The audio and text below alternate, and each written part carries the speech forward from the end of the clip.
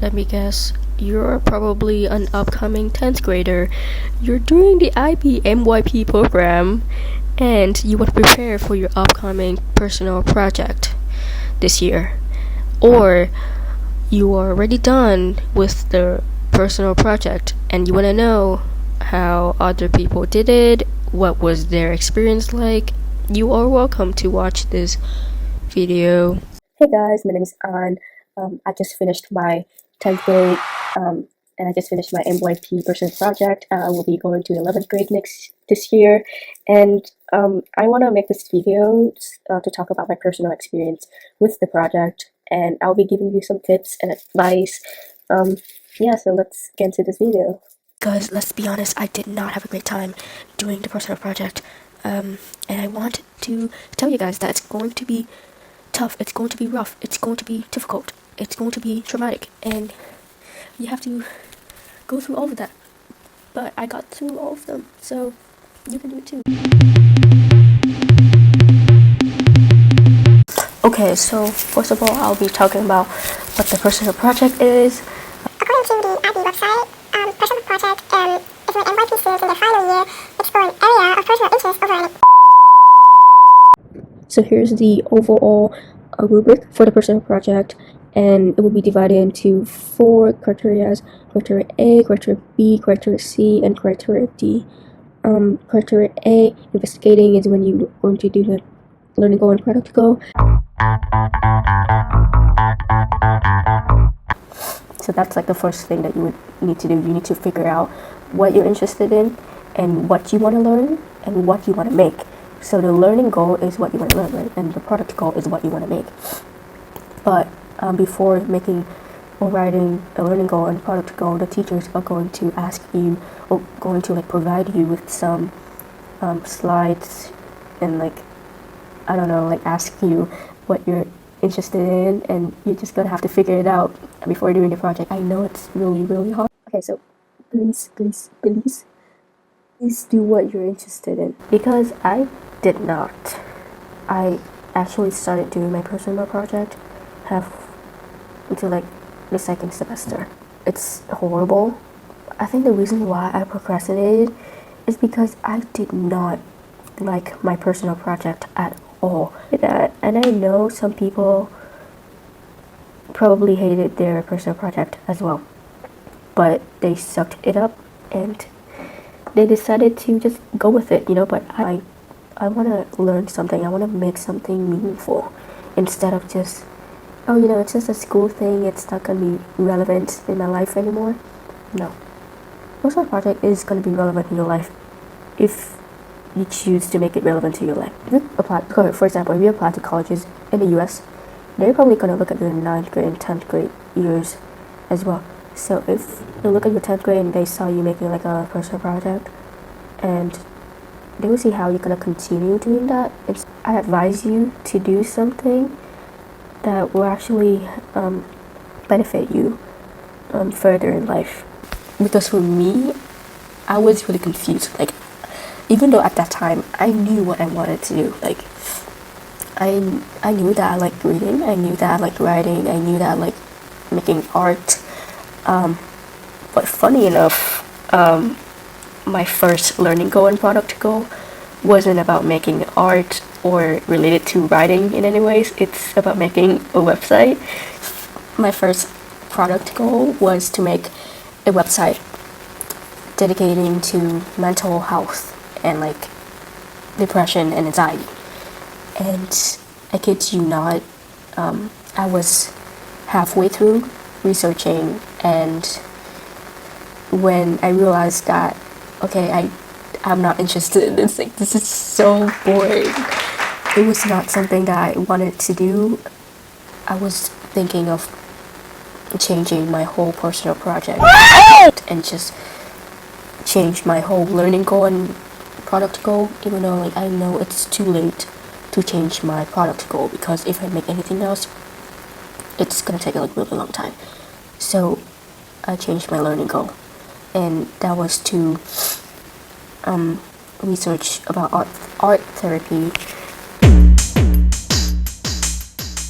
Okay, so after deciding your learning goal and product goal, you're going to have to create a process journal, and you're going to have to make a plan, an action plan. So you're gonna set out your timeline, you're gonna have to brainstorm, and you're gonna have to set a deadline for yourself. You have to write a report later on. So it's better for you to have to keep your process journal, and you have to keep your plan. And if you don't, your grade's gonna be really low. Like, I'm sorry. The IB didn't like how I organized my plan because it wasn't as organized enough for them. Yeah, That's what I got for feedback from my teachers anyways. So I should have organized my plans into like smaller plans and bigger plans. So divide your plans into two categories: small plans and big plans. That's one way to get better points, because I did not do that. I just have like a whole list of plans that I plan to do. So about the success criteria, you don't need to write a lot. Like, I know there are people who write like a freaking, I don't know, 5 pages. I did that, and honestly it wasn't a good success criteria at all. Like, I know you want to be specific about what you're gonna make, but if you're just making like a website, just don't make it too long. Okay, so like I'm just showing you guys these success criteria that my school kind of provided for us. So there would be like 8 categories, like aesthetics, cost, safety, size, customers, environment, function, and material. But it depends on what your product is. So if you're making like a book or like a physical product, you would need material and environment and size. But I didn't do that. I made a website, so I didn't have to. For research, I recommend you to keep a research journal.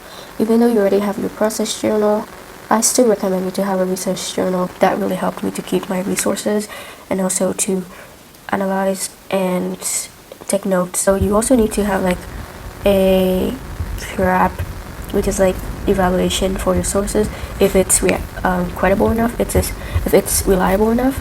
And basically it's better if you have a CRAP sheets or CRAP test to fill out. I recommend you to do at least like 3. You can do 5. I did 5. I recommend you to conduct a survey or an experiment with your classmates or with your school or with your teachers. You're gonna be creating your own sources, and that's even better because IB really likes that. Honestly, I think the report is gonna be the most important part of your personal project, even though the process journal and the research journal and your plans are really important, because they're gonna look at those things and determine your grades and your points. But honestly, they're not gonna look at all of your project. They're gonna look at your report. They're gonna read your report. So your whole personal project is gonna be determined by your report. So please be careful. So explain yourself. Evaluate the product. Support your reflection with examples and evidence. Show your research. Show your process journal. Show your research journal. Show your plans. Show your success criteria. Look at your IB learner profile, because they're gonna ask you to reflect on your learner profile, and you have to pick 1 or 3 learner profile. You will need to write about your learning goal, your product goal. You need to explain, describe the IB terms. You have to look that up, because I'm not gonna explain all that. And you're gonna have to write about your success criteria. You have to write about your plans. Basically, you have to write about everything. You have to reflect on everything that you did. And honestly, it's kind of stressful, but to evaluate the strengths and weaknesses of your personal project. please don't try to say that, I worked so hard on this personal project. I think it's like one of the best things that I've ever made. Yourself, just be honest. I think that the best thing to do is just to be honest. To be honest with yourself, and you have to write your weaknesses as well. So talk to your supervisor. Like, I had 2 supervisors because my first supervisor left after the first semester. So my second supervisor was really, really strict. And when I talked to him about how I wanted to change my personal project last minute, I kind of expected him to, I don't know, get mad at me. Now get out of my room! But he didn't. He was kind of supportive because he was my English teacher as well. And I don't know, I told him, like, I'm actually more passionate about writing and making art rather than just mental health and like psychology. And he was really supportive, and I'm really grateful for that. Thank you, Mr. Morton. If you're watching this video, and if anyone from my school is watching my video, thank you. Okay, so that's it. Good luck on your personal project. Good luck on your exhibition. And also tips for exhibition. Don't be late. You need to set up everything. Just get it done, and just, I don't know, try your best to talk to people. And Y'all, thank you for sticking with me all the way to the end of this video, and you should support my personal project if you're interested, of course. It's basically like a blog where you can share your thoughts, your feelings, your poems, your artworks, your confession, basically everything. You can send us an email, you can contact us, and we can post your artworks on our website, or you can follow our Instagram and send us a DM, and we will also post your artworks on here as well. Yeah, if you're interested, please let me know. Jump out and not up, try doing like Tekken. Right hand on his fuck off weapon, ask what, but his life could have ended. I've been in